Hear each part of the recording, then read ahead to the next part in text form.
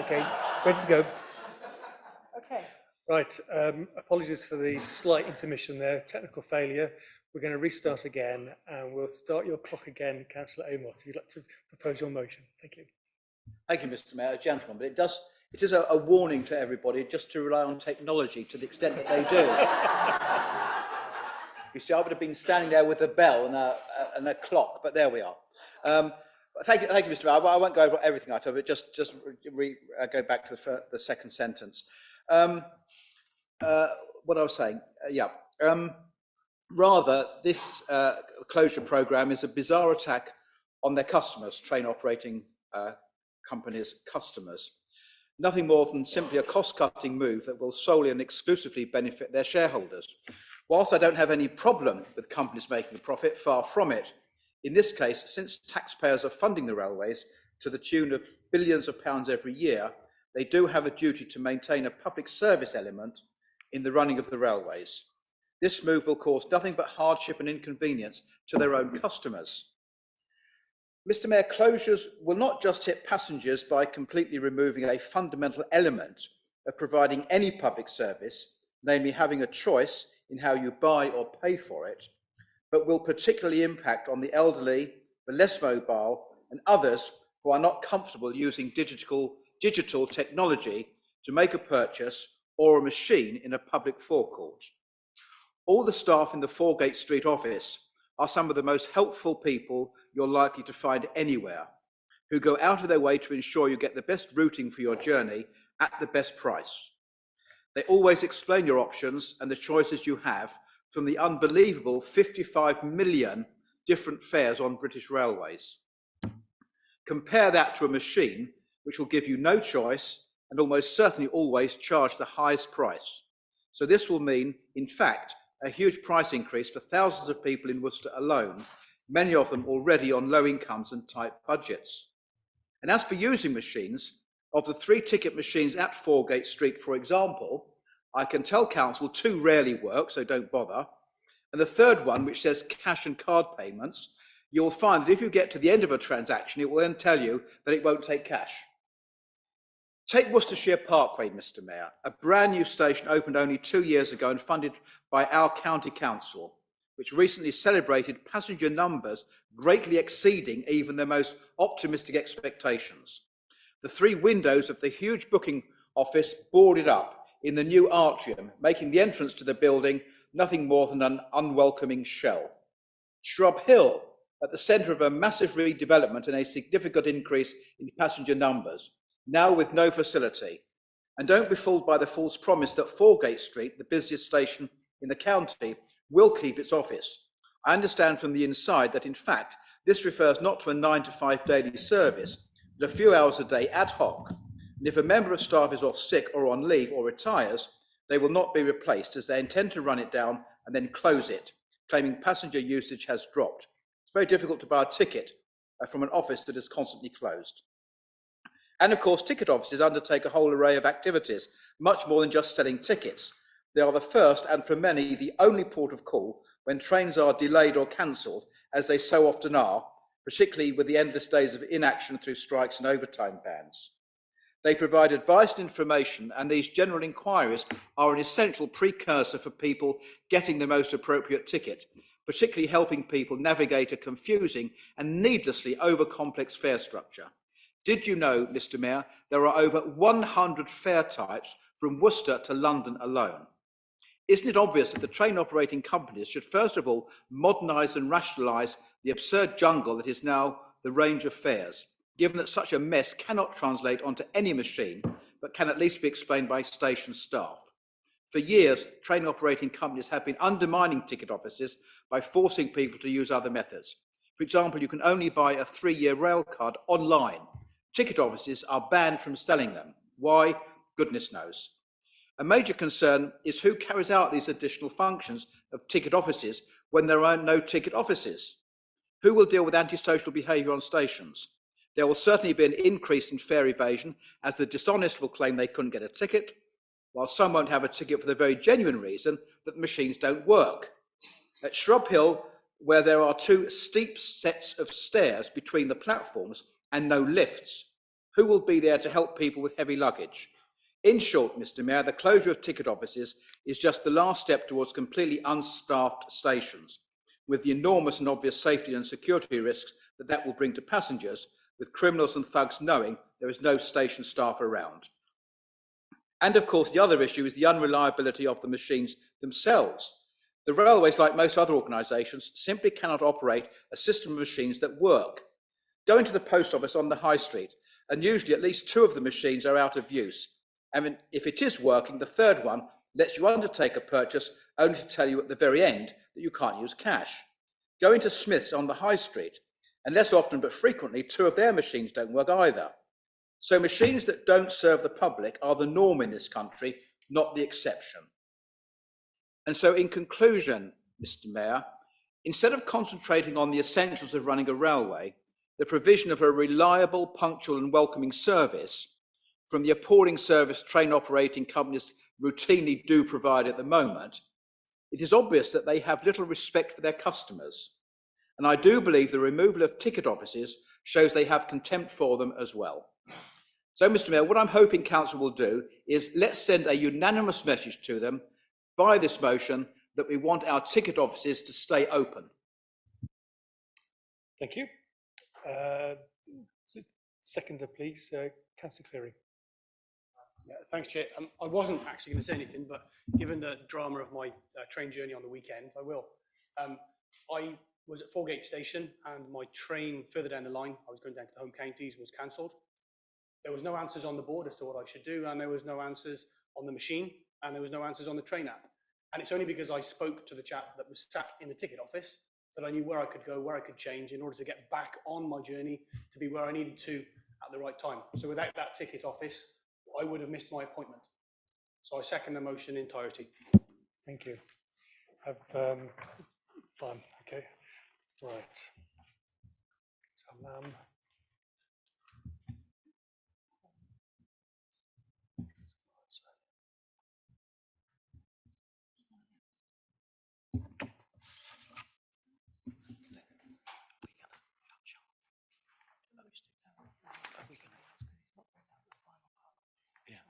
yeah.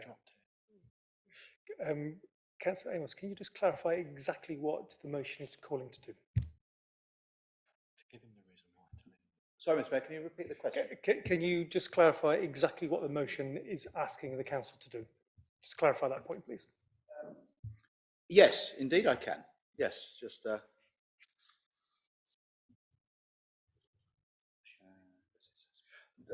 that the Managing Director be instructed to write to the Chief Executives of both West Midlands Trains and GWR, informing them that this council strongly opposes the closure of the ticket offices at Foregate Street, Shrub Hill and Worcestershire Parkway stations.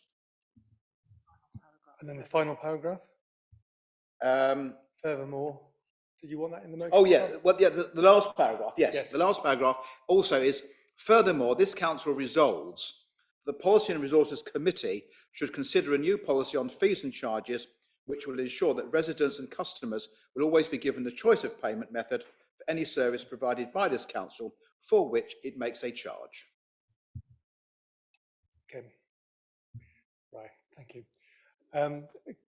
Okay, Councillor Petrowski. Thank you very much, Chair. I think in the spirit of cross-party sort of way of looking at things, I would like to wholeheartedly support this motion, hoping for some kind of reciprocity further down the line as we move through the agenda. However, I'd like to, and by the way, it's actually interesting to hear from someone who's still getting used to the ways of this country, a vehement critique of corporate capitalism coming from a conservative councillor, machines replacing human beings. But I would like to propose an amendment, please, if I may, Councillor Amos. And the amendment has to do with the last paragraph, which I think can be deleted and copied and pasted and suggested for something to be picked up on the agenda into Policy and Resources Committee, which your good friend Councillor Stanley chairs, so I'm sure he'll be sympathetic to that. So that's my only amendment, getting rid of the last paragraph, because I'm afraid it doesn't sort of speak to the rest of the motion as I see it.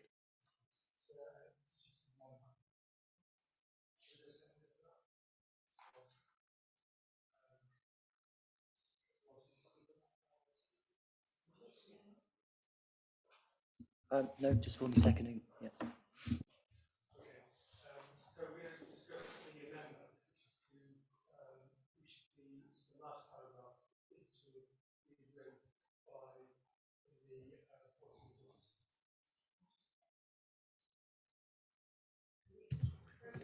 Delete it and raise it with the chair of PNR.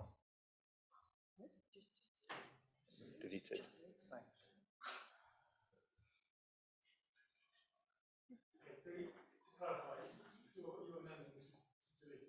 Indeed, what I added was a friendly suggestion to Councillor Amos. Would anyone like to speak on that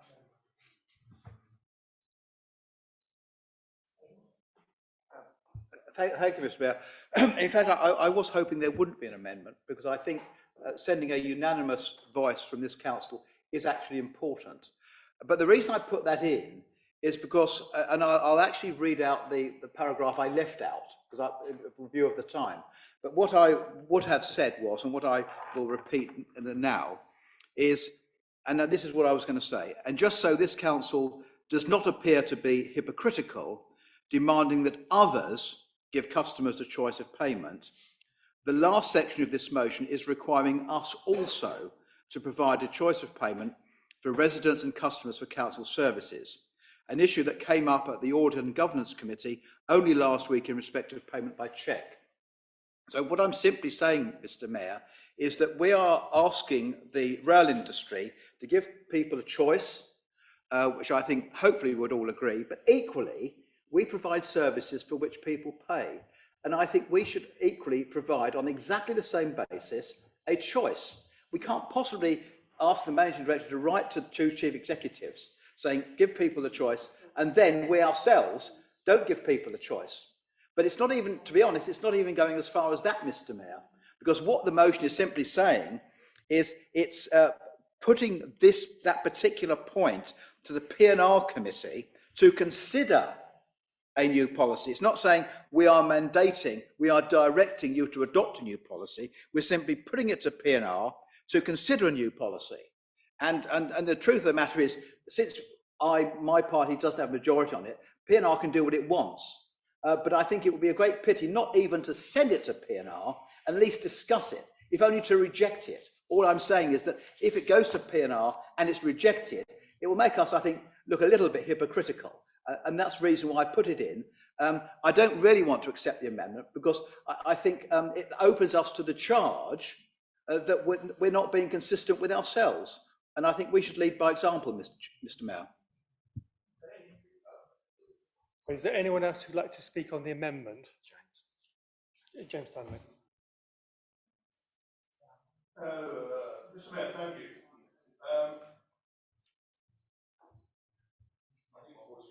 I think the point here is I personally would welcome any contribution to a debate at policy and resources. I'm happy to do that. But the fourth paragraph here, in my judgment, sits in perfect harmony with the motion Councillor Amos has put on the table. So for those reasons, I would be opposed to the amendment. Councillor Cookson. I would just like to put once back the Conservative Party, another outbreak of consistency among us, Alan. Following audit last week, we actually had this came up, as Alan said, in relation to an issue around planning. We had the discussion and there was cross-party agreement that we really felt this was important. So I would like to support Alan saying that I don't think it should be amended. I think it should be supported as it is. I do think it's a very important issue that we need to look at as councillors to make sure that we are looking at that equal quality for everyone and the access to services. And therefore, I would like that to go forward to policy and resources and for them to consider this. Thank you. Councillor Riaz, on the amendment. Thank you, Mr. Mayor. I think my colleague makes exactly a good point.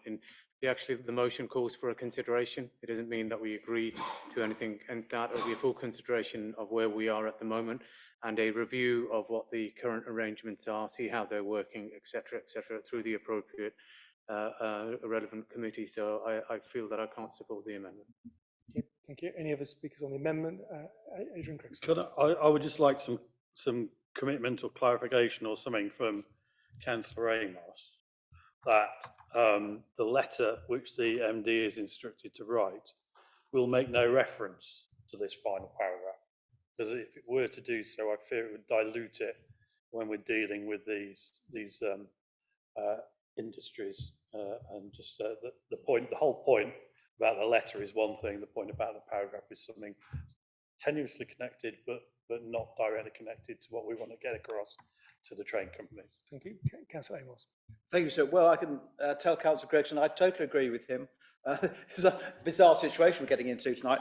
But no, he's absolutely right, because the motion actually requires the managing director to write to the chief executives, informing them that this council strongly opposes the closure of the ticket offices. Full stop, end of. The bit at the end says furthermore. It's nothing to do with the managing director writing any letters to anybody. It's an internal matter to us look at the way we operate, and that goes to P&R, and they can simply reject it anyway. It's up to P&R. But so it is just on the ticket offices that the managing director will write to the two chief executives, and the furthermore is totally separate. Okay, so before... Hang on a second, right, so we're still discussing the amendment. So any other speakers on the amendment? Councillor Cross and Councillor Bissett. Thank you, Mr. Mayor. I found this most recent exchange about the whole point of the paragraph starting furthermore to be very illuminating. So, I found that to be very informative, and it will very much help shape how I vote. Thank you. So that is it. It is a separate topic, that the communications to the chief execs of West Midland Trains and GWR is solely about the closure of ticket offices. So yeah, that's encouraging. Thank you. Thank you. Councillor Bissett. Thank you, Mr. Mayor. I wanted to make the same point, really. I think it would have been better to bring a separate motion with this point about the need to consider the way people pay for services. But we are where we are. I mean, when I first read it, I thought, what on earth is that doing there? It just didn't seem to make any sense to me at all. But I can see the sense of it now. And this is the motion in front of us. So I think, I think it should probably stay.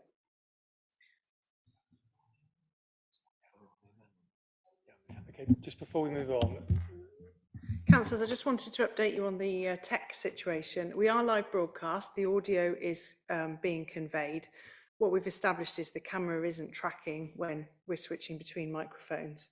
So the live broadcast is working. The audio is being broadcast via YouTube. We will continue.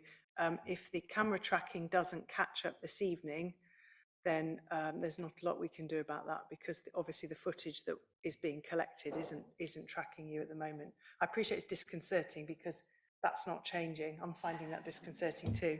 But I just want to reassure you that we've tested, the live broadcast is working, and we're on the phone to the engineer. So let's proceed on that basis. If anyone's microphone doesn't appear to pick up and turn red when they get to speak, we'll respond by asking you to use your neighbour's microphone. All right, thank you. Okay, chance now for Councillor Petrowski to sum up on the amendment. I don't have anything against the Policy and Resources Committee considering this matter. I was simply thinking it doesn't belong to the motion. It's late in the night. I'm more than happy to withdraw the amendment for the sake of brevity of this meeting. That's helpful, thank you. Does anyone else like to speak on that? Okay, now we move on to the substantive motion then.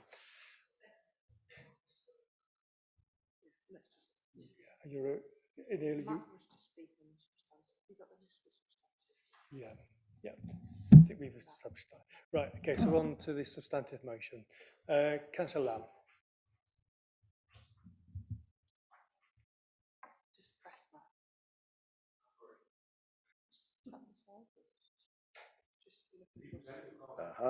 Hello? Yeah, there we go. Okay. I wish to formally support this motion by Alan. And as a daily commuter from Worcester to Hawthorns, I have personal experience of ticket offices, and I'm also a great lover of trains. And I believe there have now been 3 short-sighted changes to the country's railway since the Second World War. The first, in 1963, was the cost-cutting axe, which fell on railway branch lines across the country. The second, 30 years later, in 1993, was the privatisation of the railways under John Major, a move that Mrs Thatcher herself wouldn't even tackle. And I feel the subsequent focus on cost and profit over public service and passenger care has led us directly to where we are today. And as has already been pointed out by Councillor Petrovsky, there's a great irony about some members of the party opposite raising this, when privatisation of the railways is one of the things that has led to this particular situation. And the prospect of a brutal cull now looms over almost every ticket office in England, including here in Worcester. And as part of an exercise as short-sighted as the mass line closures imposed by Dr. Beeching in the 1960s, train companies have announced plans to phase out hundreds of ticket offices over the course of the next 3 years. A token public consultation period for this proposal, risibly short at a mere 21 days, has now ended. After that token nod to a growing public disquiet, the process of pulling down the shutters at the vast majority of the country's 1,007 remaining train offices is due to begin. This is a process which needs to be stopped, quite literally, no pun intended, in its tracks. The train operators, pressured by a government, here as in other matters, knows the price of everything and the value of nothing, have presented the closures as part of a necessary modernisation programme. It is true that most train tickets are now sold digitally or at a station vending machine.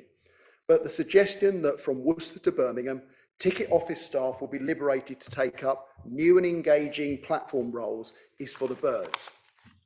The transparent end goal, as has already been identified, is to save money by radically reducing the number of staff necessary to run a functioning station. The downsides of going down this path are multiple. Confused passengers seeking expert help en route or before departures will be left to talk to the wall. Disabled people relying on assistance and in need of supportive travel environment will receive a far poorer service. Women returning home in the dark will feel less secure, and the elderly, the less digitally savvy and the digitally excluded will find rail travel more difficult and more off-putting. As a bare minimum, a equality impact assessment should be undertaken before any closure takes place. More broadly, at a time when the government should be thinking of ways to encourage more people to use public transport instead of their cars, the plans testify to an abject failure of imagination. Modernisation does not have to mean closures and cuts, justified by a kind of digital determinism. In Switzerland, for example, the National Railway Company has collaborated with a food retailer to help offer the full range of ticket services in station shops. Liverpool City Region has used Devolved Powers to pilot similar schemes on the Merseyrail network. The Rail Reform Group, a campaigning body made up of senior rail professionals, has made the case for investing in stations as community hubs and information centres incorporating ticketing services. When valued and peopled, train stations can be welcoming and energising places. They can be rethought and reconfigured for digital times, but preserving the human factor must be non-negotiable. Describing her experience on the railways, Paralympian Tanni Gray-Thompson put in a tweet, "So far, all my assistance has gone well today. Do you know what made it work? People. People being at the station." I urge Council to support this motion.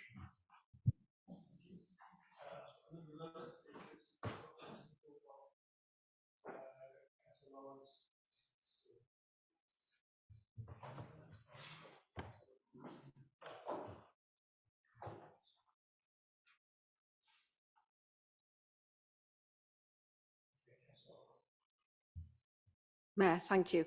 Yeah, I fully, absolutely support this motion. yeah, we absolutely need it. It is so important, and I know all of the districts supported it, and I know at county as well, Unity Group put it forward, but unfortunately, due to the timings, we didn't have time to debate it. Yeah, so I fully support it, and I just think, you know, I'm just a very sort of average person, and myself, I've been going out, I've been travelling on my own. I left Worcester Foregate Street, hopped on a train, it was completely packed, nowhere to move. Suddenly realised, left a valuable piece of luggage, personal belongings. Very distressed, looked round for guard, no guard, train too full. Next thing, I'll call Network Rail.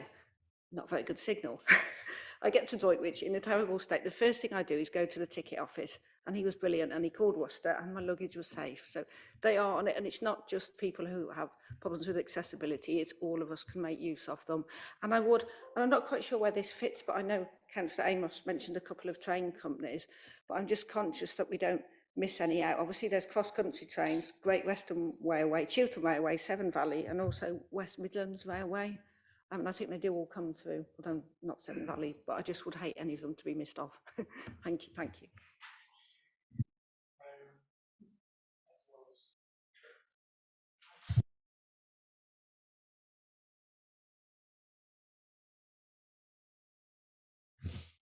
Thank you, Mayor.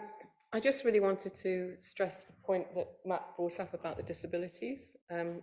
As the ticket office closure horror was unfolding in front of us, we were just about to have our Blind City walkabout, and some of the people who came on that walk were equally distressed, and I can't understand any way in which my blind residents could possibly cope without a ticket an operating ticket office. They certainly can't use a machine, and I don't see how human rights law is letting this happen.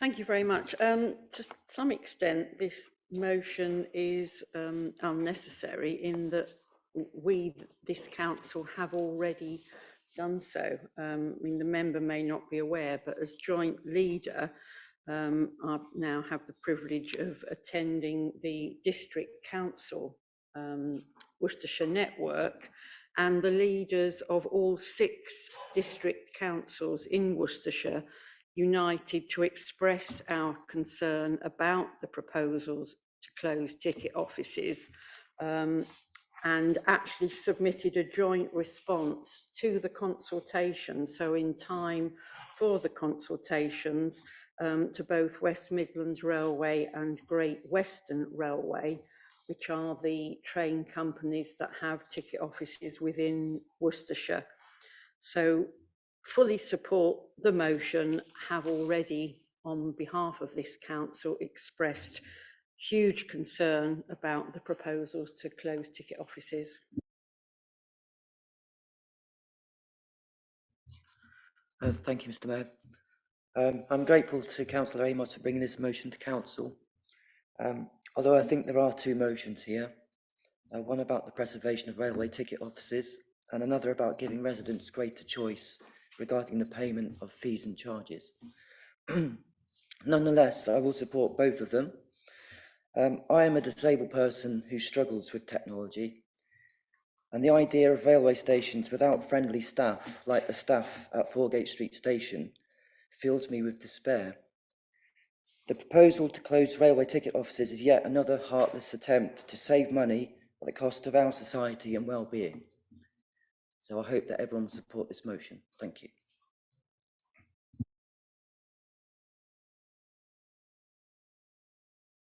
Yeah, thank you, Mr. Mayor. I can be brief. I thank colleagues for their comments. I don't disagree with any of them. I think they've all made some very cogent points, saying why we need to pass this motion and send it on to them. I mean, I brought it to this council specifically because we do actually represent the people of Worcester.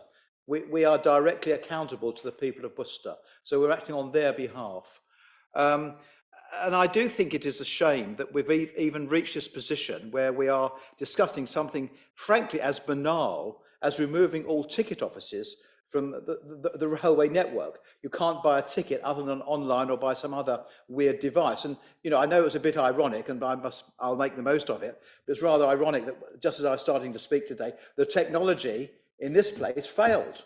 And what do? We couldn't do anything. We had to adjourn the meeting. We're totally stuffed. because the technology didn't work. Just imagine an elderly person going to a ticket machine and not knowing what to do. And the other thing is that I did point out, Mr. Mayor, and I think this is important, they're trying to run before they can walk.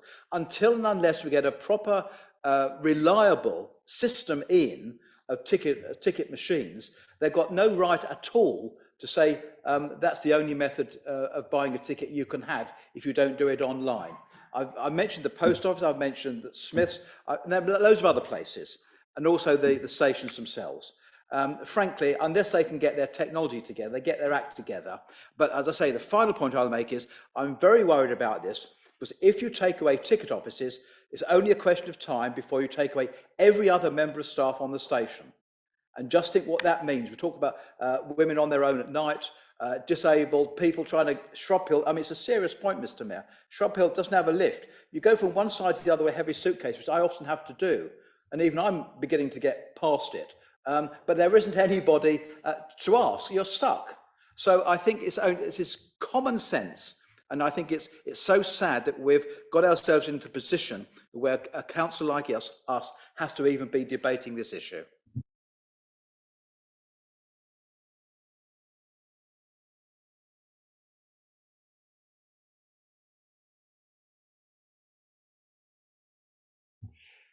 Okay, motion for was nutrient neutrality, and that's been withdrawn. So the next motion that we'll consider is motion 5, which is Council of Sanctuary by Councillor Petrowski. Thank you very much, Mr. Mayor. So just to start off, this council, I'm sure this council and people associated with the city recognise that people fleeing violence and persecution are not only entitled to asylum claim under the law as it stands, but that they also deserve to be always treated with dignity, to receive our welcome and support. And this is exactly what this motion is about. It was pointed out to me in our unscheduled break that we've got representatives, organizations who have been supporting refugees, those people fleeing violence and other horrible situations here in the council chamber today. And therefore, as a city with a rich history of welcoming and supporting those fleeing violence and persecution, both in past decades, but also most recently, we want to build on our proud tradition by committing this council to becoming a recognized council of sanctuary. So I hope that we all be able to recognize that people fleeing violence and persecution flourish and contribute to their new country when giving comprehensive and well-coordinated support. It's something required if you consider the kind of trauma that they are escaping very often. The National Network of City of Sanctuary Councils offers this kind of support in conjunction with grassroots organizations, and it adopts the approach to the welfare of people moving into the city, county or region, while also enabling community cohesion between new and existing communities. So what we are talking about there is good methodology that can be relied on. Local authorities across all political spectra have been awarded Council of Sanctuary status by following simple steps. So therefore, this motion proposes that the Council resolves that the Communities Committee, where it should be debated and explored in conjunction with grassroots organizations if they wish to attend as well, those providing support for people fleeing violence. What will be the implications of Worcester City Council becoming a council of sanctuary, including taking the following steps? The list is not exclusive, as in the debate. I think I'm sure there will be a number of other things that we can think of to tailor it to our local situation here in Worcester. Thank you very much. Thank you. Seconder, Councillor Lawrenson. Thank you, Mayor. This particular motion seems even more relevant than when it was submitted for inclusion on the agenda, given a particular question raised at the start of this meeting and today's tediously controversial remarks from the current Home Secretary about refugees. Firstly, in support of the motion, I think it's worth sharing the following City of Sanctuary message, which anyone can see when you Google the website. We're building a movement of welcome across the UK, from community groups to councils, schools to libraries. These vibrant networks provide support, dignity and welcome to refugees and people seeking sanctuary. With your support, we can make these networks even stronger. In 2007, Sheffield became the first city of sanctuary with a motion of support from Sheffield City Council. 10 years later, the council passed another support motion to mark the 10th anniversary. Many other councils have since joined the City of Sanctuary network since then.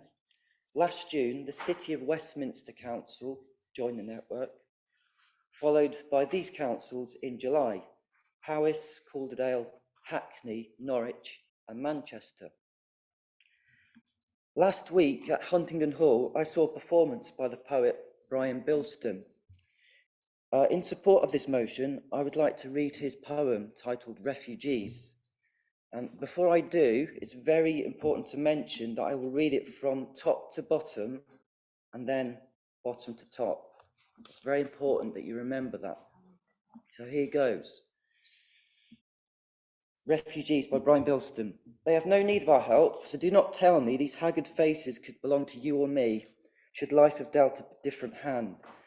We need to see them for who they really are, chanters and scroungers, layabouts and loungers, with bombs up their sleeves, cutthroats and thieves.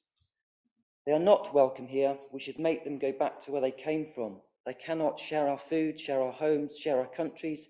Instead, let us build a wall to keep them out. It's not okay to say these are people just like us. A place should only belong to those who are born there.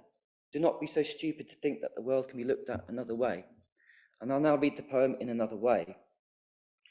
The world can be looked at another way. Do not be so stupid to think that a place should only belong to those who are born there. These are people just like us. It's not okay to say build a wall to keep them out. Instead, let us share our countries, share our homes, share our food. They cannot go back to where they came from. We should make them welcome here. They are not cutthroats and thieves with bombs up their sleeves, layabouts and loungers, chanters and scroungers. We need to see them for who they really are, should life have dealt a different hand. These haggard faces could belong to you or me, so do not tell me they have no need of our help. So on that note, I urge you to support the Council of Sanctuary motion. Thank you. Councillor Sarah. Thank you, Mayor. I do support the spirit of this motion, but I did have a small amendment I wanted to suggest. The 4 points that are listed as the resolution of the motion, I wanted to remove, but replace them with a statement that says, consider working with others already involved in supporting people seeking asylum and refugees in Worcester. And I'll give some background to that, if I may. Yes.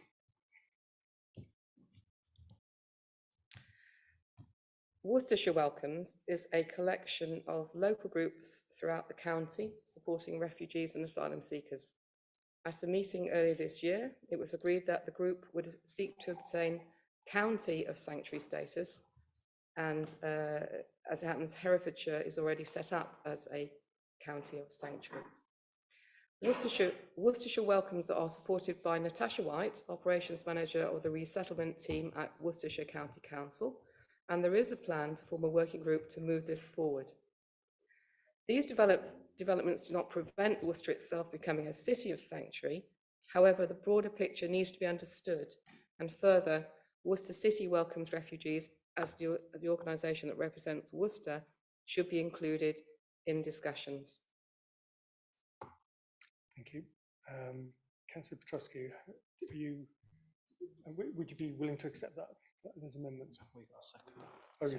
Sorry, do you have a second to fill that? Councillor Denham. Formally second and reserve my right to speak. Thank you. Councillor Petrosky. Fine, accept those then. Fine, thank you. Great. So we'll now move on to the substantive motion and with those amendments. Anybody else like to speak on that? Councillor Jagan. I'm very happy to support this motion. And something that you would know about me is I left Colombia in the late 90s. It was not exactly a safe country. And I had the privilege of being accepted into Canada under their humanitarian and compassionate program. I was not exactly a refugee, and nor was I educated enough or didn't speak a single word of English, so couldn't really contribute to the economy of that country. I can tell you that that process wasn't easy, and it's not easy for anyone, and that any offhanded comments of people who mention things given to migrants instead of what well-deserving natives get are often hurtful. Even now, those comments make me feel like an outsider.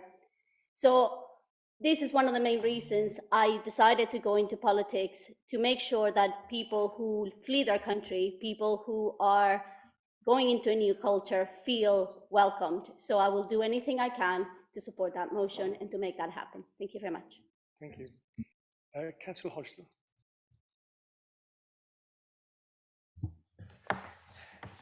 Yes,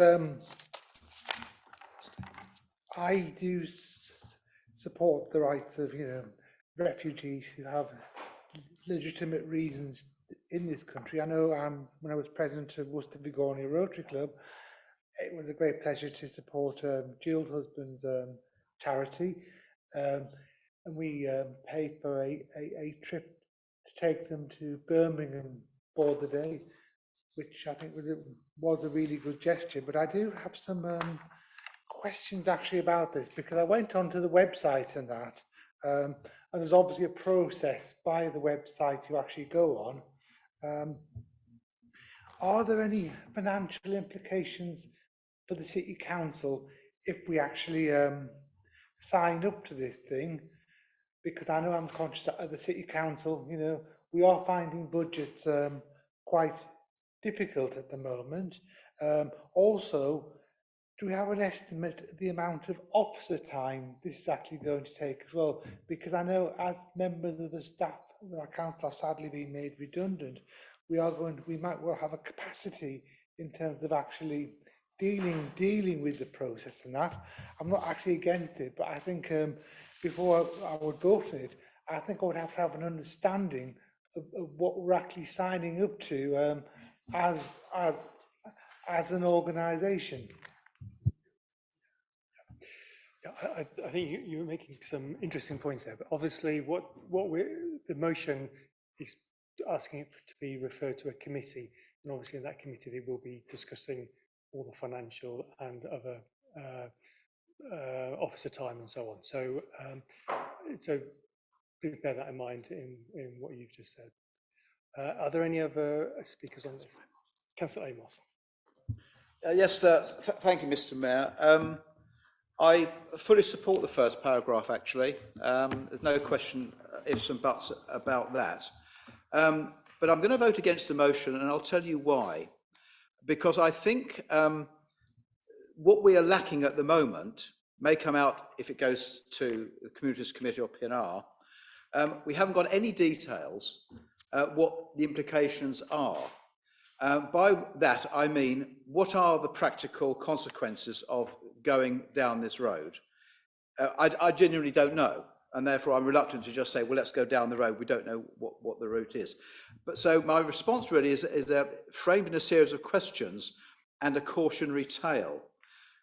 So I will say this, Mr. Mayor, before it was official council or government policy, and I think Mr. Blake, if he's still got the email, will remember, I urged this council to give a warm welcome to Ukrainian refugees, because they were genuine refugees fleeing a vicious war. And whilst their brave menfolk stayed and fought, the aggressors, we rightly welcomed the women and children and the elderly. They weren't economic migrants, they were genuine refugees, and I fully support them and I always will. But inevitably, of course, we haven't been given any details of what a council of sanctuary means for Worcester, and that's my question. How much is it going to cost? Who is going to pay for it? Where is the spare accommodation? Where are the spare GP surgery places? Where are the empty hospital beds? And where are the surplus school places? These are simply practical questions. And if I can be satisfied on that, I think I would look upon it favourably. But there is a cautionary tale. I've just given a lot of unanswered questions, Mr. Mayor, but we do have some answers from sanctuary cities in the USA, where some northern cities have declared themselves sanctuary cities, such as New York. Faced with uncontrolled illegal immigration across their southern border, 2 southern governors have been sending many illegals to the sanctuary cities who claim to welcome them. Well, New York now is begging them to stop coming because it simply doesn't have the capacity or facilities to accommodate them. And there are now tent cities of people living day and night all around Central Park. So it comes back to the practicalities. But rather conveniently, let me just quote some social media posts, which was unusual for me, but somebody sent them to me, about this very issue, which were posted yesterday. Elon Musk, and I'm quoting here, talking about New York situation, "This is a severe crisis." Reporter, quoting him, "New York City is gearing up to pay over $1 billion on just hotels over the next 3 years to house illegal immigrants. That's what happens when you call yourself a sanctuary city. But that's just the hotel costs. New York City Mayor Eric Adams estimates the total cost as significantly higher." So that is just what's going on across the pond. It may be relevant to us, it may not be. The truth is, we don't really know. Then there's the other example of Martha's Vineyard, a very exclusive town in New England, which also claims to welcome illegal immigrants. But recently, the southern governor sent just 50 illegal immigrants from the border up to Martha's Vineyard. Only 50. But the town panicked and the mayor declared a state of emergency. So all I'm saying is these are things we need to consider. What I would say in conclusion, Mr. Mayor, if the council is going to agree to this, and of course it will be significant because it will actually affect the reputation, how people see Worcester, because it's quite a thing to do to give it a label like this. If the council is going to agree to do this, I would first like to know what the people of Worcester think, and actually have a referendum. Let them decide if they want their city to be so designated. I mean, it might be funny to some people, but the problem with this kind of issue, Mr. Mayor, is we all know, to be brutally honest, things are going on, it's done in secret, it's done behind closed doors. People get very angry, you're not supposed to talk about it. People get very concerned that they're going to be called racist or something, so they don't talk about it, and the whole thing festers. All I'm saying is, let's look at the practicalities. Let's see where this is going, but I think it'd be nice to have answers to those questions before we go down the road of pursuing this particular issue. Let's have the facts. Okay, Councillor Cochrane, please. Thank you, Matt. What a sad situation that we are in this evening, that we are debating the need to have our city declared a city of sanctuary.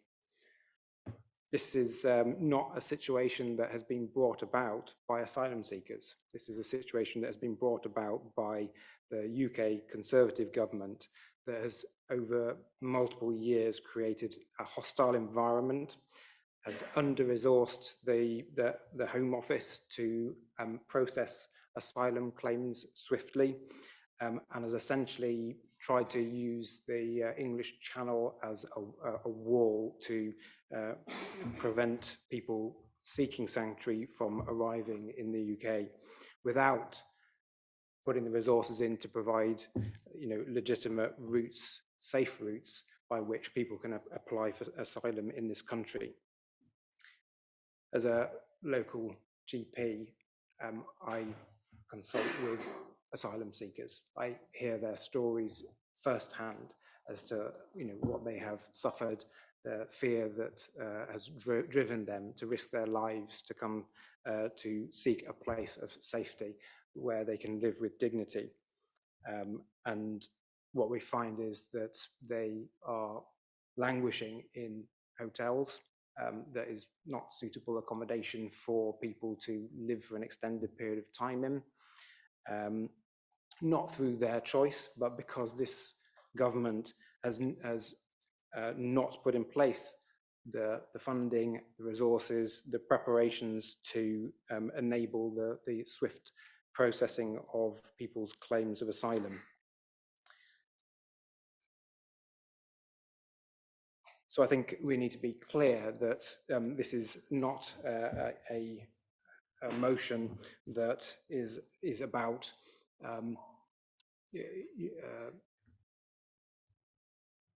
making Worcester be kind of overrun, as some people claim, but a place where people who arrive in this city are treated with dignity, with respect. They're given the benefit of the doubt and not treated as criminals or illegals, as has been mentioned this evening. So I would urge all of us this evening to support this motion, to show that the City of Worcester has solidarity with those people who are fleeing persecution and seeking sanctuary in our beautiful and welcoming city. Okay, thank you. I've got 3 more speakers. I've got Councillor Stanley, Councillor Lawrence and Councillor Bashram. Councillor Stanley. Mr. Mayor, thank you. The substantive part of our, if you like, concern with this motion has been dealt with by others. I would simply say that the route through to something productive and positive is through the Communities Committee. I am absolutely sure that the mover and seconder of this particular motion would be given a very, very receptive welcome by the members of the Communities Committee and indeed other committees if it's deemed to be appropriate. I see here a motion that lacks real detail, and I would want to see it explored and interrogated in depth in its appropriate committee, and then we can determine what will come out of that in the spirit of good governance.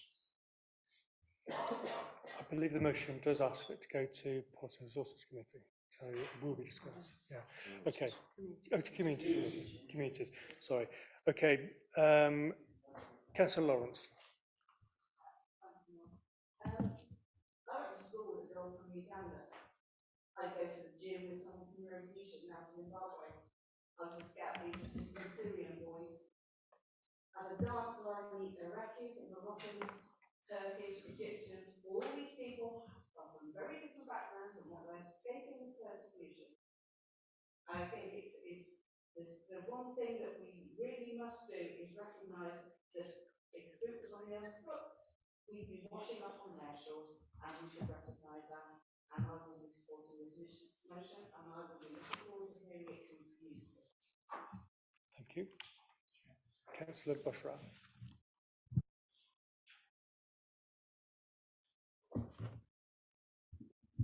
Thank you, Chair. I fully support the motion. With regards to the economic impact of welcoming refugees fleeing persecution, perhaps we should consider relaxing the restriction that impact the ability of refugees to work and engage in meaningful occupation to positively contribute to the local economy. Thank you. Thank you. Councillor Cross. Thank you, Mayor. Thank you also, Councillor Petrovsky, for bringing this motion, proposing this motion. And in the dialogue today, I think it's important to re-emphasise, or for us all to consider, that City of Sanctuary relates to people fleeing violence and persecution, not economic migrants. And there is a massive difference between the two. And if we think that people moving to Worcester, whether economic migrants or whether asylum seekers is an issue now, please consider how it will be when climate change makes huge areas of this planet uninhabitable, which will of course lead to conflict and violence and persecution as people fight for water, etc., and other natural resources. So I think it's really important for us to send out this message that actually we welcome people fleeing violence and persecution, and I also endorse the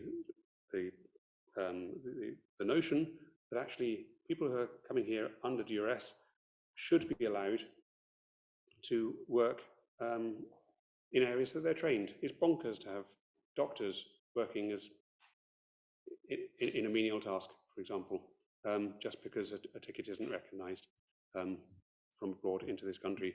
I hate this hostile environment. That's my personal view. But thank you all for your time. Thank you. Okay, I think we've exhausted the speakers, so we'll just sum up now with Councillor Petrosky. Thank you very much, Chair. First of all, I'd like to agree in 100% with Councillor Stanley and Councillor Amos in that they would like to see the details. The motion is asking for the Communities Committee to explore what the implications are. I couldn't be in greater agreement. I do know that senior officers have already made some inquiries in neighbouring or nearby councils which adopted the framework, and to reassure Councillor Amos and Councillor Stanley, it's more about the method of working with grassroots organisations than anything else. In terms of the personal experience, I was fortunate enough to live in different places in the world as an economic migrant. Or as an expat. I suppose if you emigrate from this country, you're an expat. If you emigrate from any other country, and you're an economic migrant. If I mentioned this because there's some confusion. I mean, I'd like to offer a cordial and sincere invitation to those who have sort of exercised some internal demons or whatever it is. Have a coffee with a migrant. My door is open. I don't bite, and we might agree on more than we might anticipate. So in the spirit of, there are no strangers here, just friends. You just haven't met them. The invitation stands. I'm buying the coffee.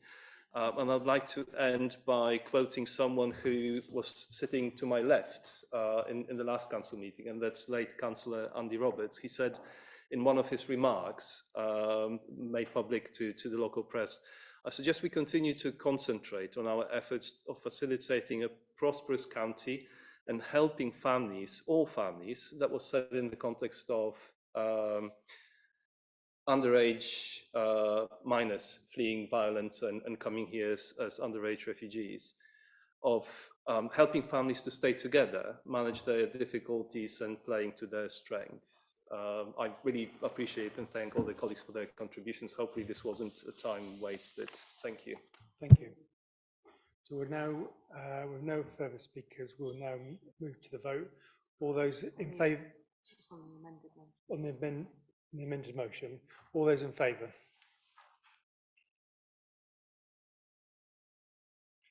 All those against? Any abstentions? No.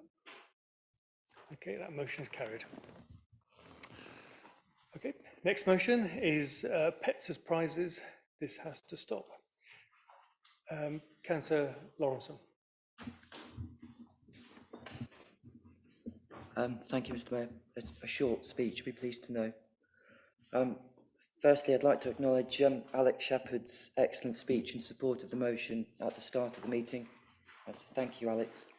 I first raised this motion, it's been slightly amended with the advice of officers, but in its essence, I first raised this in July 2021. The motion was lost just over 2 years ago because of the then Mayor's casting vote. It was very close. Hopefully, given the changes in party representation and personnel since then, this council will support the motion at the second attempt. As with the first attempt, the reason the motion is on the agenda is because Worcester residents have contacted councillors to ask for it to be on the agenda. Many cases have been reported to the RSPCA of live animals being given as prizes in England. Of course, the emphasis is on the word reported. Who could possibly know the actual number?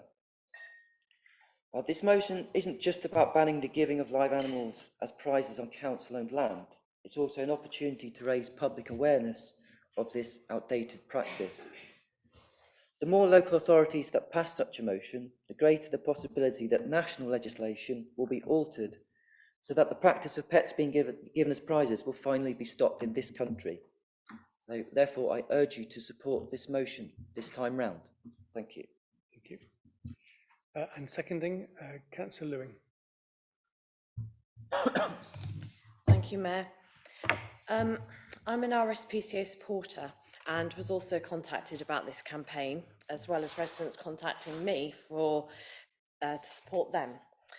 And I welcome this national campaign asking local authorities to support the ban of pets and prizes on our own land, because as Neil says, there is currently no national ban, so we actually need to do it. And this motion today will be a positive impact on the reputation of our council, showing that it cares for the welfare of animals, and it will reinforce the message that giving pets as prizes is just not acceptable, and we understand how cruel this practice is. And like many of us, I cherish the memories of going to fairs as a child and the absolute delight of a giant bag of candy floss. But putting a sentient goldfish in a small plastic bag for long durations, taking it home that is not adequately prepared to meet the welfare needs is just not appropriate or even kind. They're vulnerable to shock, oxygen starvation, water temperature changes, and many die before they even reach their new home. Since 2021, when we brought this motion, nearly 50 local authorities across England and Wales have now banned pets as prizes, and we now today have the opportunity to join them. I feel strongly that the City Council can take a lead on this issue to protect and reduce the unnecessary stress and suffering of wild animals. Animal ownership, just as the public speaker said, is a big responsibility and shouldn't be a spur-of-the-moment consequence of winning a game. I would welcome the support of fellow councillors to ban this practice on our land, and I thank you for your support. Thank you. I've got Councillor Udall. Yes, thank you, Mr. Mayor. I have a very small amendment, but before I move it, I would like to say how much I totally agree with the proposal and seconder of this motion. My small amendment, which is, if I'm looking at the motion now, the penultimate bullet point is to delete everything in front of the word of and include the words reconfirm our ban, because the ban already exists. I'm more than happy to introduce this as an item, but I think you might need a seconder for my amendment first, Mr. Mayor. Should we just see whether... Yeah, is there a seconder for that? Yes. Yeah. I'll second second that amendment. Okay. Thank you. In doing so, Mr. Mayor, as I said, pets and prizes is clearly wrong. It's cruel, it's unnecessary, and it's perverse. It's so wrong that this council, when it was a Labour council, banned pets as prizes in 1986, 37 years ago, when pets and prizes was banned on all council-owned Are you still land. talking about the amendment? Yeah, I'm supporting the amendment because I'm saying re-establish. We confirmed the ban. A Labour council also banned live performing animals at circuses on council land. We introduced pedestrianisation. We constructed a cycle footbridge. We introduced pensioner bus passes, we introduced nature reserves, we invested in allotments, we opened sports centres, community centres, introduced recycling centres, we planted trees, we improved our parks, we banned helium balloons, and we became a nuclear-free zone. We did this all in the face of Tory opposition and without a Green Party. So we are the original Green Party. We banned pets as prizes 37 years ago. Keep up. Thank you, Councillor Udall. Okay, Councillor Lawrence, are you willing to accept that amendment? I'm not willing to accept a speech to use. I mean, I've tolerated Richard for 11 years, but I'm not going to tolerate a motion being used as a platform to promote Labour policies and then be told that we're unnecessary. So that deserves a challenge. You know, we did investigate this. We've not had clarity from, I believe, Worcestershire Regulatory Services about there being a ban. Otherwise, of course, why would we bring a motion to council? So if there is a ban, then of course, well, hey, but this isn't just about a ban, it is also about raising public awareness of animal cruelty. So please try not to use our motions as a platform for your own party policies in future. Onto the point. Do you accept the amendment? I'm gonna have to assume with Richard's superior experience that he's telling the truth, and yes, of course, I will accept the amendment because he's saying there is already a ban. Okay. So let's just clarify what the amendment was again, just to make sure we're absolutely clear. It is the penultimate bullet point. Delete everything in front of the word of and insert the word reconfirm our ban.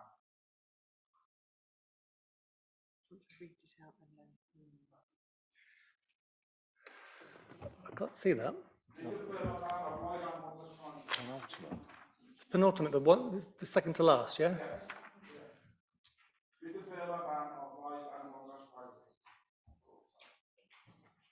That's not what I can see in here. Okay, so which bit are you striking? Sorry. I'm striking out the words banning outright and giving on. Oh, right. And replacing it with the words reconfirming our ban on. Right. Is that clear? Reconfirming our ban of animals as prizes. Okay, so I think that's been accepted by Councillor Lawrenson. It's reconfirming it, fine. Okay, so we're now going to be discussing the substantive motion then with the amendment, okay, which is it's the re-establishment of it. Okay. Voted to accept the amendment. Okay, right, so first of all, so are there any more speakers on the amendment? On the amendment, not this substantive motion? No? Okay, in that case, we'll move to the vote on the amendment. All those in favour of the amendment?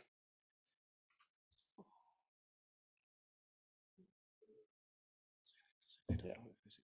Well, as it was. Okay, right, so now going to be Against the amendment. against the amendment? One, I was told I need to have a vote on it, so yeah. So one person against, is abstentions.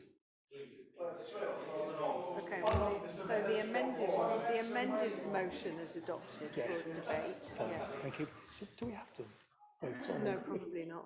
You delivered it straight there, didn't you?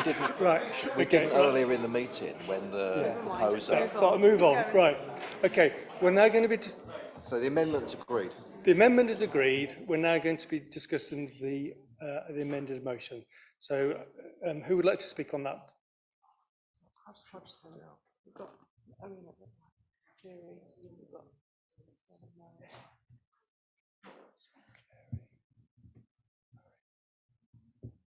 Yes. Okay, I've got Councillor Cross first. Thank you, Mr. Mayor. I think it goes without question that we have a responsibility to look after animals and not cause unnecessary harm or suffering. To that end, I commend this motion and I can wholeheartedly offer my support. Thank you. Nice and brief. Thank you. Councillor Hodgson. Yes, I've got a question about this particular motion, and that is we might be stopping something that is perfectly acceptable, that doesn't actually cause harm to live animals, but by passing this motion we are.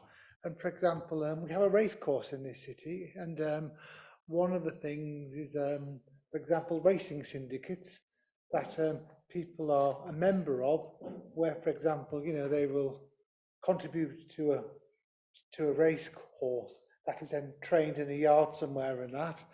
I'm And sorry, it is, Councillor and it is Hodgson, possible. I think this isn't it is within the possible. scope of It is pets for possible. prizes. You could have a situation whereby you have for example, a raffle, and a prize is a place in a syndicate, and it could, in theory, fall foul of this particular policy in that.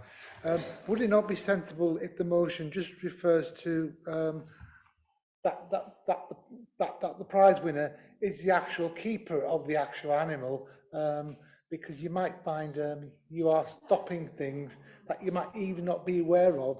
That is a danger when you actually pass motions like this. Okay, are you proposing an amendment? Well, I'm not. No. But Thank need you. a question. Right, we'll move on That then. needs to be Okay, asked. thank you. Councillor Cleary. Thanks, Chair.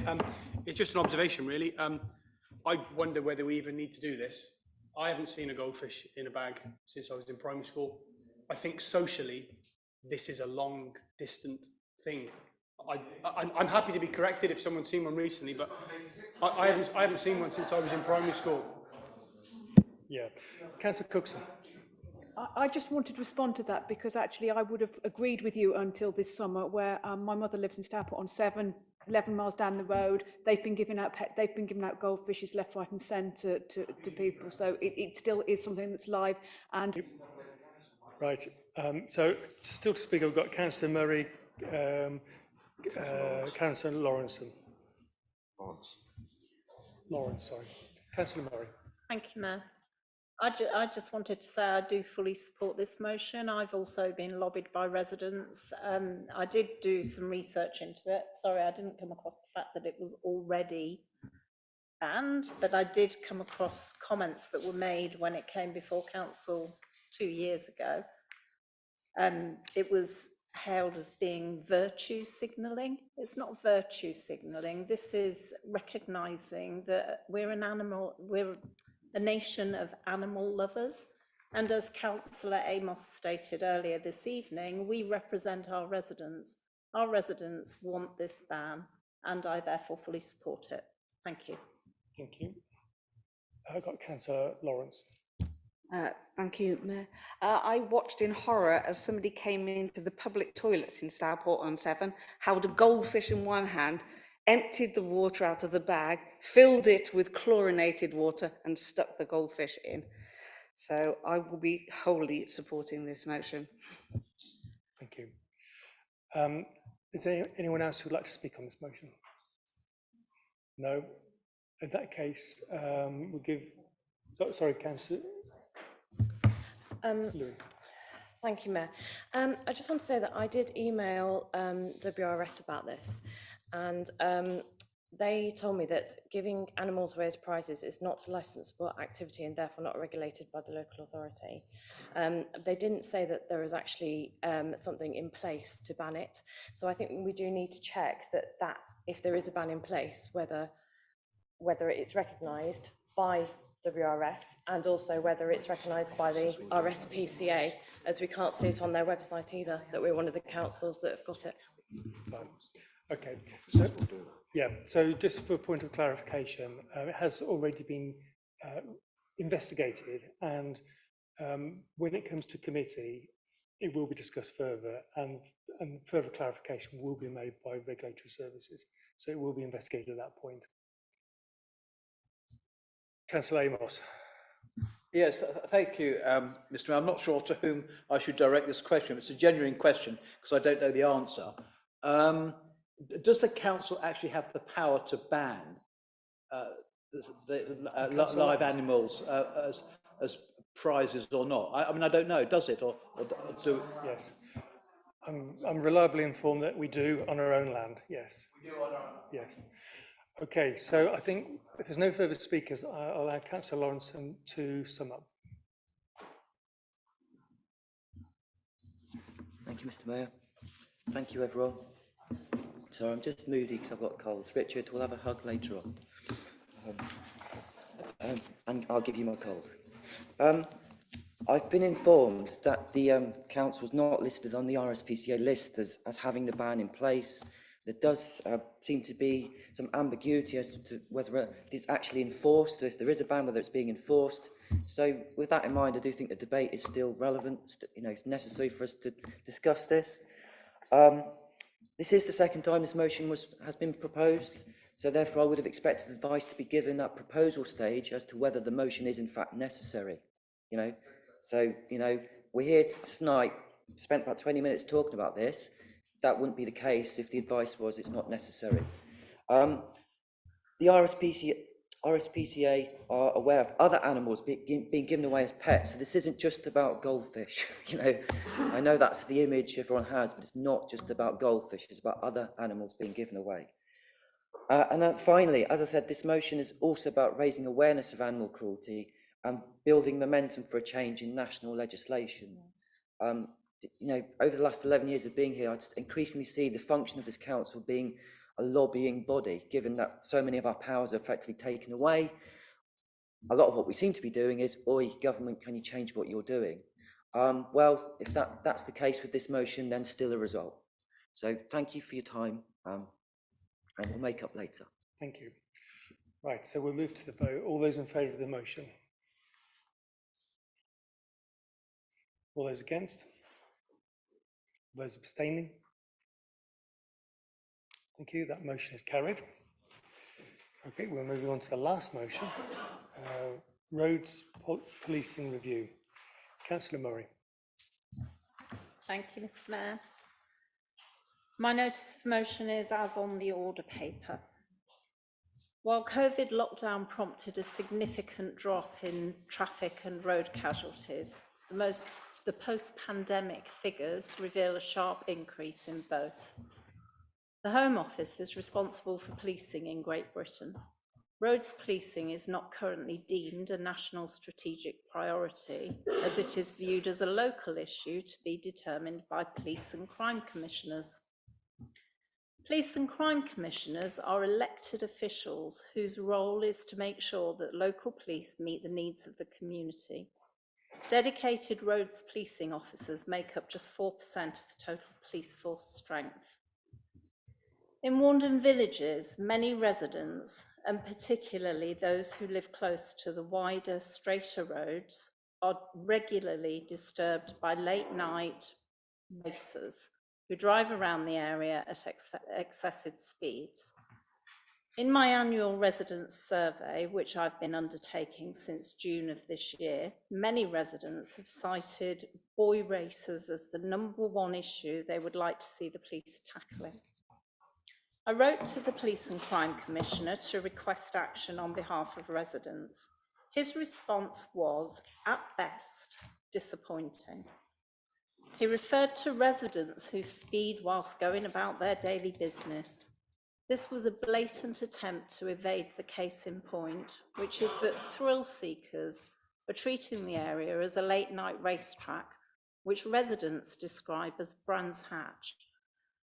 I fail to understand why no action has been taken to address this problem, which has been going on for a number of years. This is a failure of the Conservative administration and a Conservative Police and Crime Commissioner. Why has nothing been done? Policing priorities need to change before there's a serious accident.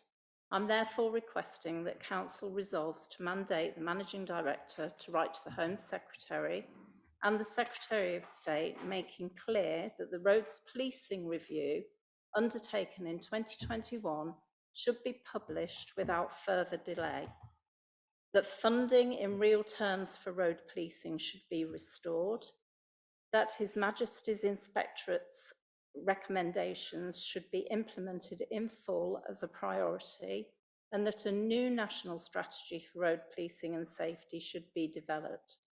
Copies of this letter should be sent to the West Mercia Police and Crime Commissioner. I ask that Council further resolves to ask its representatives on the West Mercia Police and Crime Panel to request the panel to revisit the local policing plan to ensure that roads policing is sufficiently prioritised. I hope members will support this motion this evening. Thank you. Thank you. Seconding is by Councillor Norfolk. Okay. Okay, speakers. Jill,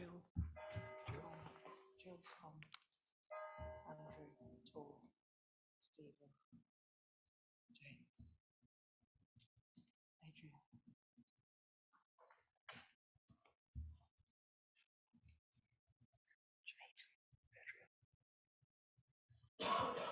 Okay, Councillor Jacera. Thank you, Mayor. I support this motion.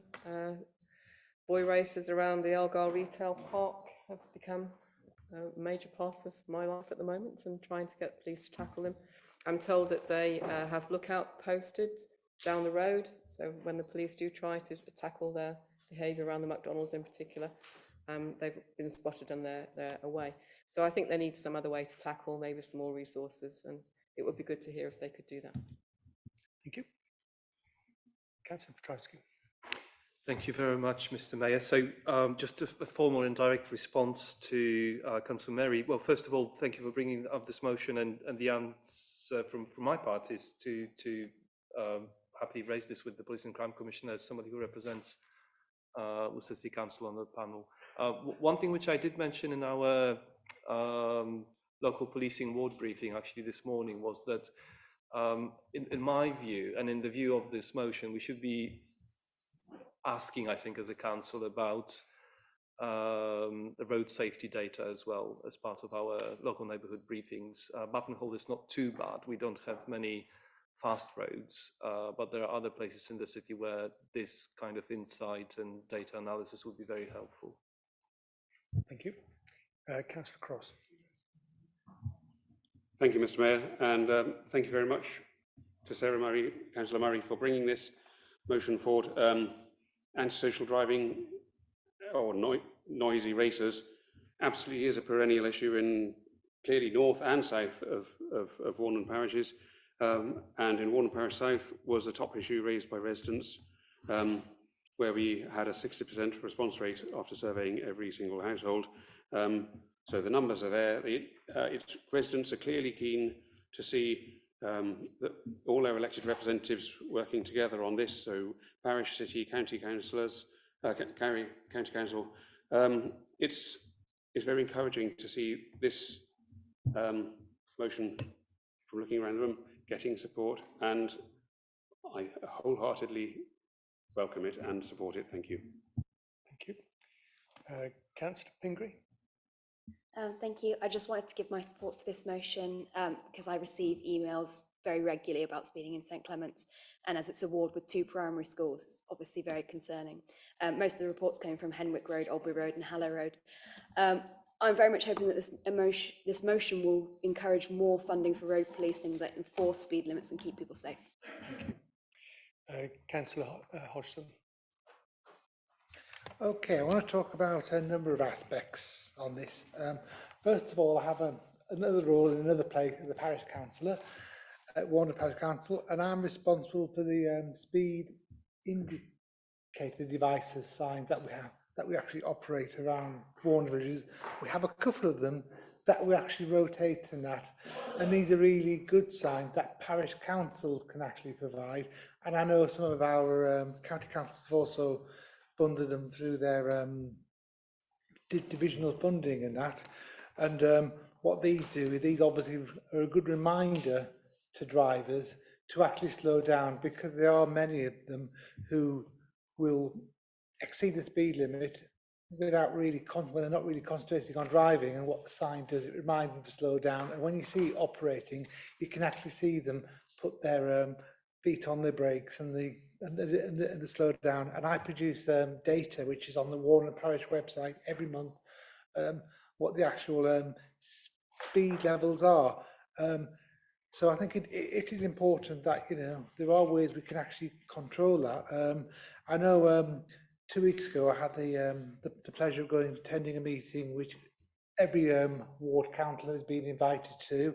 I was the only one from Warren Parish north of this one. I spoke to Tanya Beckett, and I actually raised the points that have been raised about Warren villages, particularly the problems on the A440, which has been used as a rate track and that, where there are car meets at the KFC off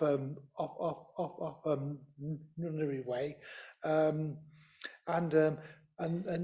Tanya made some quite good suggestions to me. And obviously one of the things is certainly the staff who work on, especially at KFC, people should be encouraged to actually ring the police. And if they see this, the big problem with these particular races is they get organised online, and they don't actually reveal their locations until the very, very last minute to try and avoid this particular detection. I mean, it is mentioned quite regularly at the monthly parish council meetings on Warden Parish, and we are, and there is steps that need to be looked at. Like, for example, are injunctions a possibility? Because I know on the Black Country Relief Road, they operate injunctions on there, which actually does stop this particular behaviour. One of my concerns is obviously now other car parks, like for example the ones in Blackpool now, they're now reducing their access at night on their car park. So what it might mean is that means a car park that has more open hours on the outside of the city might then suddenly start seeing a spike. Hopefully that will not happen. But I do know John Campion personally. I do speak to him, and I have actually discussed it actually with him, and it certainly is something that does need to be to be actually looked at. I can't support the motion because unfortunately, again, it criticises the actual government and that, and it's based on facts that aren't necessarily fully accurate in that. But I have sympathy with this, and certainly, as a resident of Warden Village as well, frustrated about the amount of speeding on the A4440. You got one. Oh, fine, you finished. Thank you. Okay. Councillor Stanley. Mr. Mayor, thank you. Again, as Councillor Hudson has remarked, we as a group have a problem with this motion, and we will vote accordingly. The key things to remember as you read through this is that these are all priorities of the Police and Crime Commissioner now.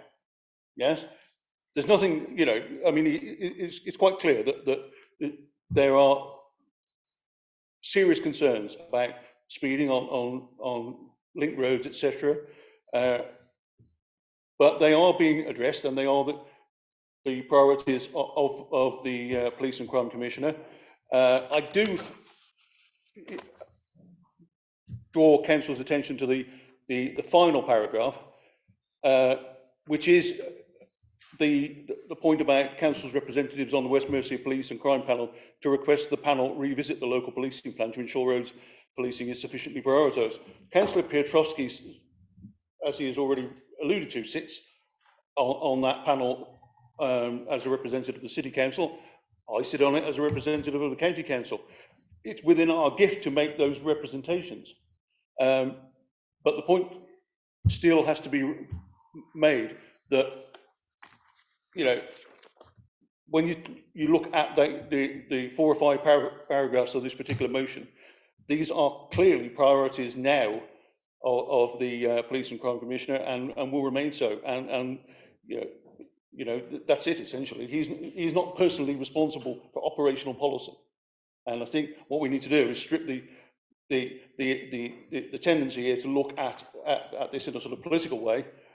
Police and Crime Commissioner's job is to hold the Chief Constable to account for operational decisions that are made within the police force. Thank you. You've named Councillor Piotrowski. Would you like a reply on that? I mean, just on. Excuse me, Chair. Am I supposed to reply to if you want Councillor to. Stanley? Not necessarily. I mean, the only argument that's coming from colleagues to my left seems to be that they don't like people disagreeing with the government. I'm really sorry. That's how they feel. I don't have any other comment. Thank you. Councillor Gregson. Thanks, Mayor. I mean, I almost hesitate to intervene in private grief, really, in the Warndon area in advance of a Warndon election. And I'm sure that's not the reason that this motion has been brought forward tonight. And I'm very well aware that the PCC has got lots of priorities. It's the question, you can have all sorts of priorities. It depends where you put them in your list of priorities. And I don't believe that this one is very high on his list. It's certainly not the exclusive purview of Warndon councillors to have speeding cars. I regularly have this difficulty. In fact, I'm very impressed that Councillor Murray started an annual survey this June. I've been doing an annual survey for the last 30 years, and it's not changed the police view in one iota so far about how it deals with road policing in terms of speeding cars, in terms of motorbikes with no plates, in terms of motorbike riders with no crash hats, in terms of no lights, in terms of no silencers, in terms of handbrake turns all around residential areas, in tight residential areas on council estates. These things are always going on all the time, and there is very little that is done about it. And you may argue there's very little that can be done about it, because by the time you ring the police, they buggered off. And that's the reality. But there must be some way in which we can look at better ways to to deal with this problem, because it is an antisocial behaviour problem above all else, and it is affecting residents, and it keeps people awake. It affects people who have to, who may have to work overnight. It disturbs families. It makes dogs get out and start barking, and there's another issue that is all associated with the same thing. So I think that it is much wider issue, and one of the fundamental pivots of the whole thing is the lack of funding for the police in the first place. Because if there was better funding for the police service, then it would be able to raise this as a priority, but it would also be able to look at its other priorities about antisocial behaviour, about crime, about dealing. How many times you hear people concerned that they've had their bicycle stolen from their back garden and nobody's done anything about it, and it's 3 days before you see a police officer about it. So all these things are the fundamental problem is this government, which has been in power for so long, has failed to properly resource the police service. And no matter how much John Campion sticks it in a priority at the top or the bottom, unless he's given the money to do it, it just won't wash. Thank you. I've got Councillor Norfolk and I've got Councillor Jager. Thank you, Mr. Mayor. I'd also like to thank Councillor Murray for bringing this motion to Council. It doesn't seem that long ago, but I seem to remember sitting in another place talking with the PCC about this very self-same problem, speeding cars and modified engines being a nuisance in the area in which they operate. The PCC then took our concerns very seriously. So seriously, in fact, that in 2021, he said in his statement, electoral statement, "I am also committed to reducing other impacts of the antisocial use of our roads, including issues such as speeding and noisy exhausts. Too many communities have been blighted by those using their vehicles, not having consideration for other residents, including illegally modified vehicles with loud exhausts and street racing. I will ensure the police have the resources and are held to account to reduce the harm associated with our roads." Here we are, 4 years later, from when I last spoke to John Campion about this issue, having to discuss the self-same issue. It's not good enough. We do need to do something, and the only way that we can do this is by contacting the Home Secretary, the Secretary of State, and asking and reinforcing our views of what should be a policing priority in our community. Thank you. Councillor Jager.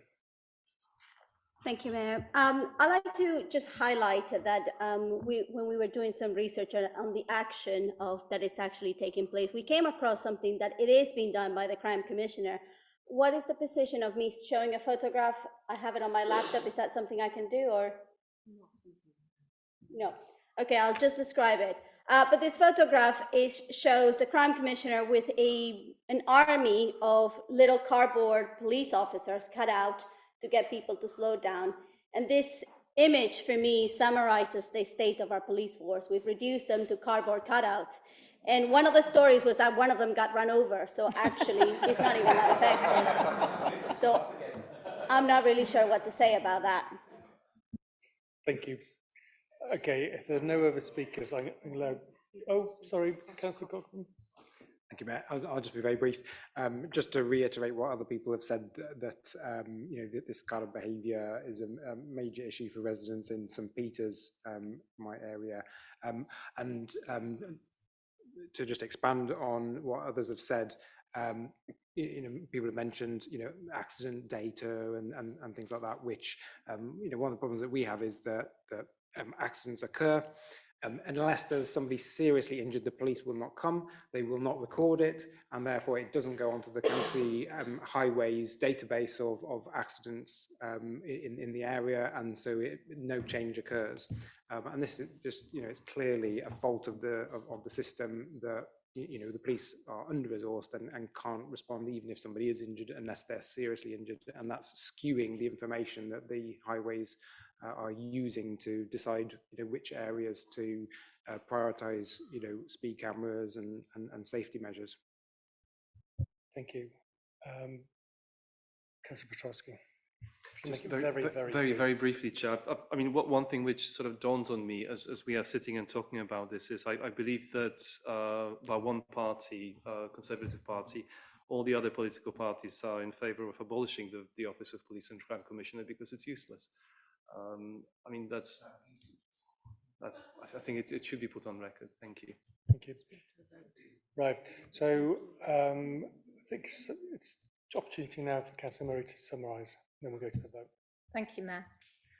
Thank you to all my colleagues who've expressed support for this motion. And thank you also, Councillor Hodgson, for your explanation of the speed devices that are in place in Warndon parishes.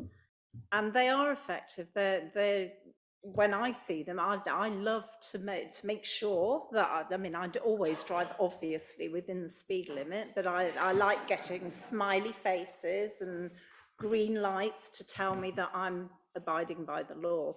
And I think they are effective with residents. When they notice they're going over the limit, they come down when they see the red light flashing at them. I don't think they're effective with the boy racers who are racing around the villages late at night, driving at 60, 70 miles per hour. I don't think they care when the red light flashes at them. Just to assure, I'm sorry, Councillor Gregson, I couldn't remember your name. So just to assure Councillor Gregson, my annual survey, sorry.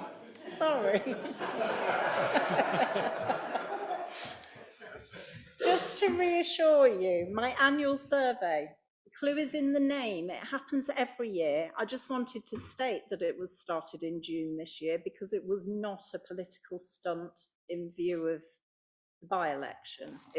I always do an annual survey. And regularly, this matter comes up. It's boy racers that people want to see and girl racers, yeah. Boy and girl racers, people want to see an end to this antisocial behaviour.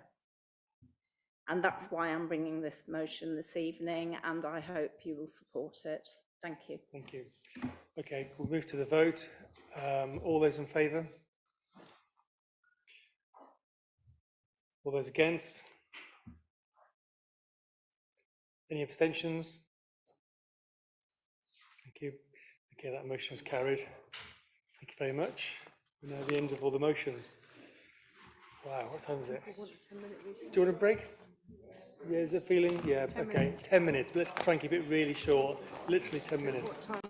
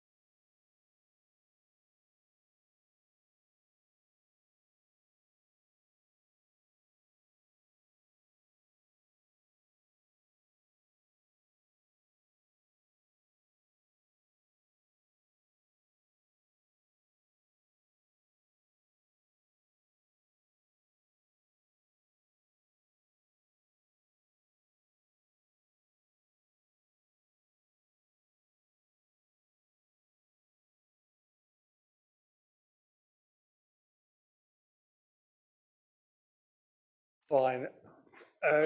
Councillor Norfolk. Yes, Mr. South Mayor. Worcestershire Local Development Scheme. Thank you, Mr. Mayor. This is a significant milestone in the council's planning calendar. It lays out the timetable for the SWDPR, hopefully being agreed by the end of 24, and also supplementary planning documents, including the Travellers and Travelling Show People DPD and the CIL charging schedule review, also hopefully to be adopted by the end of 24. It's important that we approve the revised local development scheme before sending the SWDPR to the inspector. Thank you. I hope you can all support this report. Thank you. Seconding it, I think I've got Councillor Cleary. Thank you. Do we need to have a discussion on that, or are we happy to note it? All noting? All agreed? Brilliant. Thank you. We'll move on to the next item, which is for its review of the political balance on committees and subcommittees. I'm going to invite Sian Stroud to present this item. Thank you, Mr. Mayor. The covering report explains the decision-making that's necessary tonight. As a consequence of the by-election that returned Councillor Elaine Wilmore to the council, appointed Councillor Wilmore to the council, it is necessary to recalculate political balance. But in addition, very sadly, since that election, we have noted the death of another serving councillor, Councillor Andy Roberts, which changes the political balance again.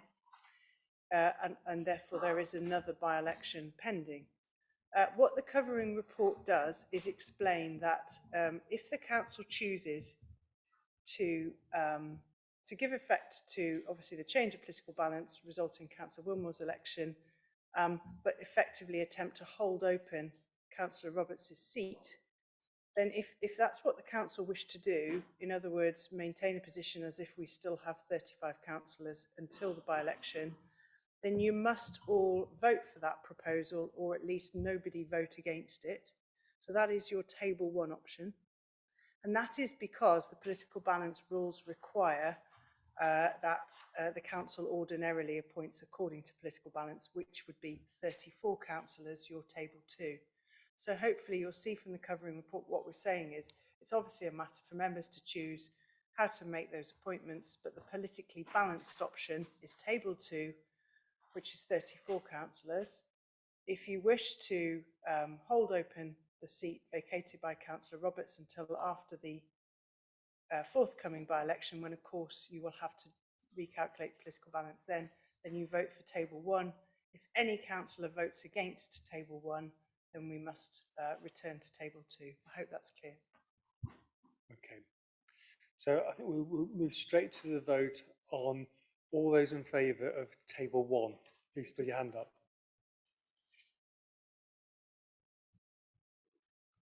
Okay. And all those against? Okay, so that means it's table 1. Okay, which is helpful. So we now move on to agenda item 10, don't we? Okay, so appointments to members of committees. So what we'll now do is I'm going to ask each group leader to state which changes they propose. And once we've read those out, hopefully we can vote on those en bloc. Okay. Councillor Denham. So just want me to read out the changes from what we have had. Okay, thank you. So on policy and resources, we gain an additional member, and that will be Pat Agar. Turn the page. On Health and Wellbeing Committee, Elaine Wilmore will be replacing Richard Udall. On Licensing and Environmental Health, Elaine Wilmore will be replacing Pat Agar.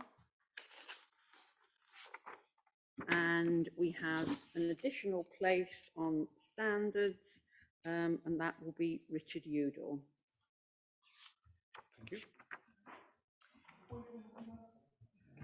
Councillor Bissett, your amendments, please, on table 1.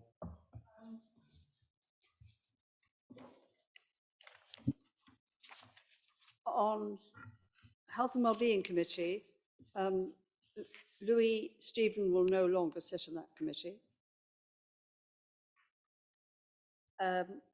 Elena Round will no longer sit on Income Management Subcommittee. Instead, she will move to Personnel and General Purposes Subcommittee. Thank you. Councillor Stanley. Can I, this isn't actually specifically on this paper, and correct me if I go off piste here, but there was an agreement, I suspect, certainly with Councillor Bissett, and I hope with Councillor Denham, that that I would replace Councillor Ditter on health and wellbeing.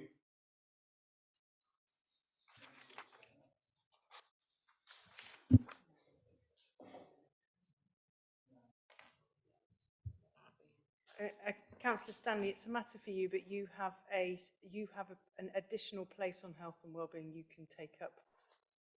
In which case, then Councillor Ditter remains, and I'll take up the vacant spot. Yeah.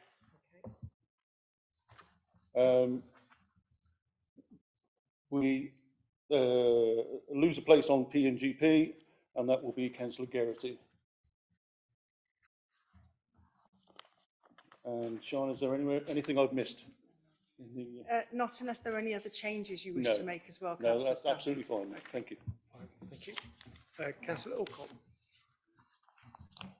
Apologies if there's any oversight, but I didn't think we had any changes. But please illuminate me if we do, and I'll make a very quick decision.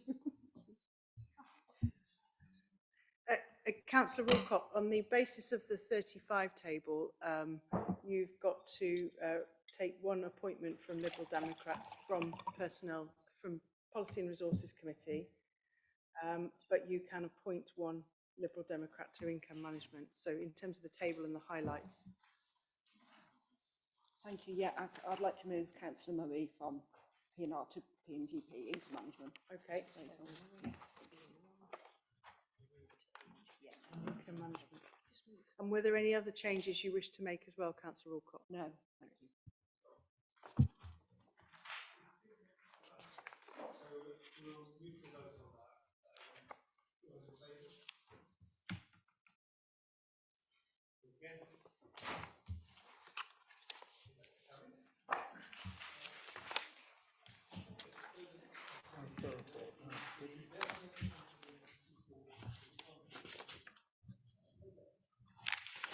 Thank you very much, Mr. Mayor.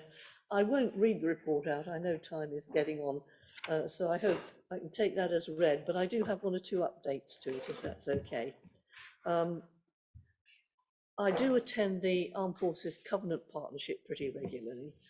We have meetings every 4 to 6 weeks, and we had one fairly recently, at which I learned regarding equalities, there was really good news, because there is compensation and reinstatement of pension rights for LGBTQ+ veterans who lost their armed forces careers due to punitive laws and historical prejudice.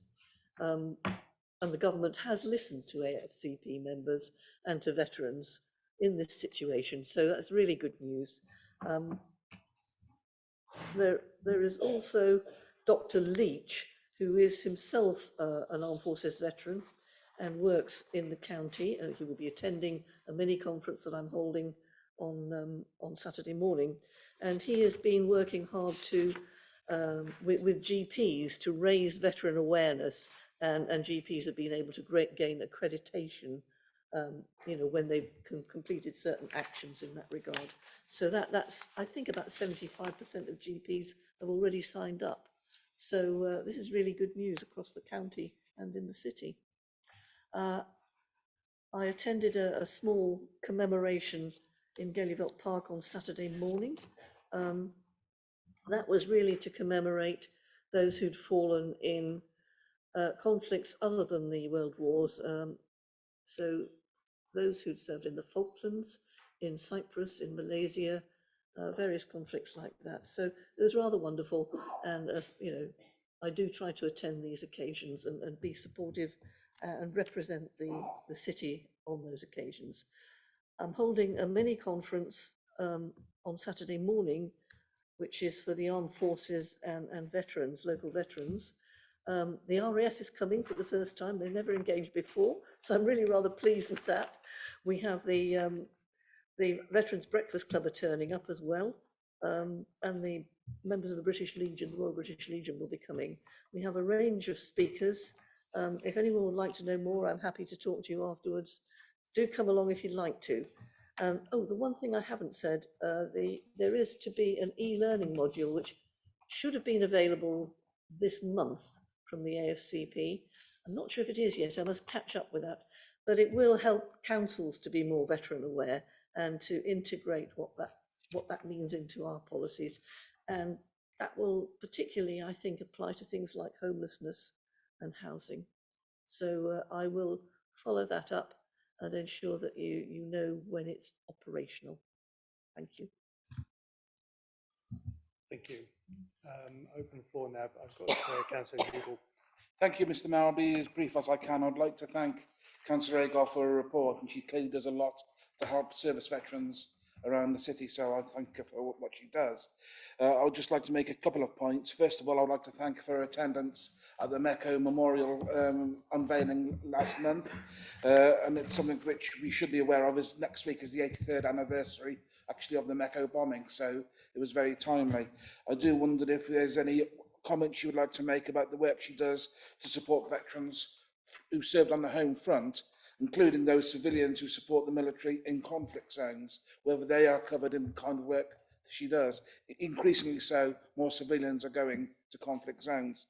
And my second comment, I wonder if you could comment on the request for secular remembrance. There are many veterans and service personnel who do not have a faith and would welcome a humanist remembrance ceremony, which is supported by both the Royal British Legion and the Humanist Society. Does you think this is something that we could advance in our own area? Councillor Agar.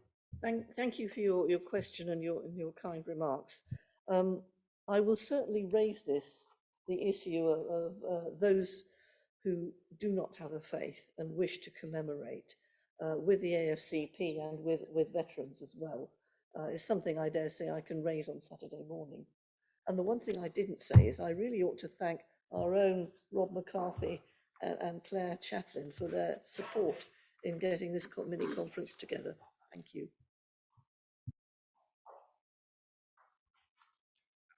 Are there any other questions or comments? Oh, sorry, Councillor Stanley. Mr. Mayor, thank you. Very briefly, just like to, on behalf of my group, say thanks to Councillor Agar for all she does. She does a sterling job and it's much appreciated. Councillor Lawrence. Thank you, Mayor. I too would like to add my thanks as somebody who's the diversity champion for the Worcester Liberal Democrats, but I also work with the military and ex-military, and I have done for years, and I know they are a much maligned group and they are a law unto themselves, but they are very misunderstood and they do need an awful lot of support. Any other points anyone would like to raise? No? In which case, thank you very much, Pat.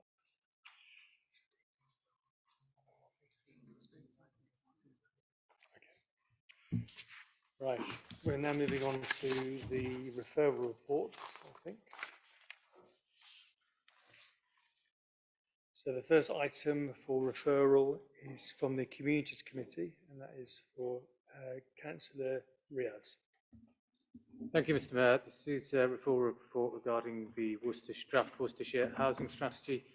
The strategy was being developed countrywide and is being adopted by each of the district councils. It's not a statutory requirement to have a housing strategy, but we produced one to outline at the highest level to outline the strategic focus on housing across the county, and it will help provide more clarity of priority areas surrounding housing for partners and stakeholders in the county. Worcester was the only council that undertook public consultation on the strategy, which concluded earlier this year. And it was agreed that Worcester would develop its own strategy outlining delivering of the housing strategy and would be developed at a high level action plan with 3 priority areas that would be brought back to committee early next year. So I'm welcome to take any questions, but otherwise I recommend that the council agrees to adopt the strategy. Thank you. I think we've got to formally second it. Councillor Lawrenson, formally seconding it. Fine. Obviously, this has already been discussed at Communities Committee, so hopefully there won't be too long a debate on this. Any questions before we move on to the vote? All those in favour? All those against? That is carried. We'll move on to the next item. This is from the Environment Committee. Councillor Lewin. Thank you, Chair. This review of the bereavement services facilities has got a number of benefits.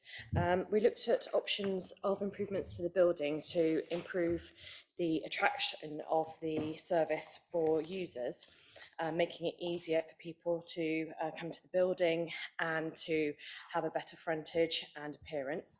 But it also, one of the key things is that we've currently got emissions based on gas usage, and the new facilities will be based on electricity. And the significance of this is that the crematorium actually forms 18% of the council's emissions. So this is a really significant project in the overall reduction of the city's emissions. So it's going to be really good for the service, but also really significant for the city. Thank you. Thank you. For seconding, Councillor Cookson. Cameron's already covered most of it, so I don't think I need to say more, but I do want to just reassure members, it sounds like a lot of money, but we did do a lot of scrutiny. There's a lot of hefty papers that we spent a lot of time going through, both within the committee and in the pre-meeting before they went through to committee. And as Cameron said, I think the real important thing of this that we talked about at the meeting is the environmental credentials of the investment that it's going to do, and it came to the same meeting as we were looking at the net zero and the contribution it's going to make to that.